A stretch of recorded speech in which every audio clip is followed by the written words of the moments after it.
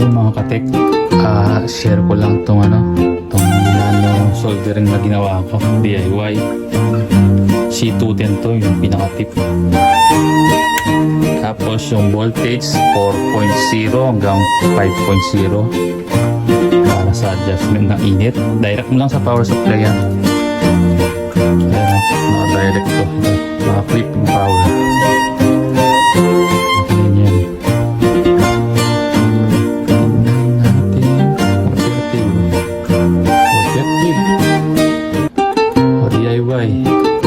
Direct sa power lang. May nano soldering ka na, diba? Nano soldering ka na. Ito naka-flip lang, power supply. Tatanggalin natin yung isa namang ginawa ko, yung T12.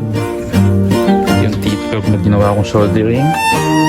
Ito naman linagyan ko ng PC at to. May nabibili kasing DIY kit na ito yan, DIY kit na may nabibiling DIY kit nito, yung 210. Ito medyo malaki naman itong nito.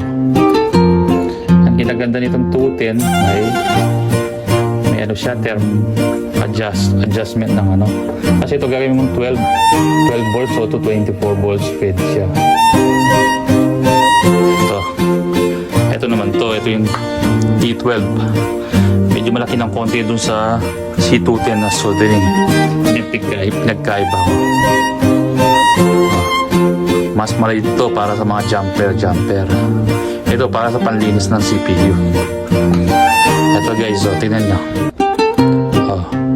Hanggang 480 yung pinaka maximum heat nya. Tingnan yung ampere dun sa direct lang din sa power supply yan guys. Mga katek, ito. Diba? DIY, DIY lang yan guys. DIY. Na-adjust mo dito temperature ito. May adjustment. DIY kit. DIY kit yan. Binili ko lang tong kana to. Binili ko lang tapos ilagay ko yung DIY kit na ayan. Diba? Kasi sa bibili ka ng mahal na soldering iron, pag DIY ka na lang, diba? Meron lang guys, sa mga kapwa ko tech, ganito kung baga gusto nyo makatipid. May nano soldering ka na pang jumper. Meron ka din pang linis ng CPU.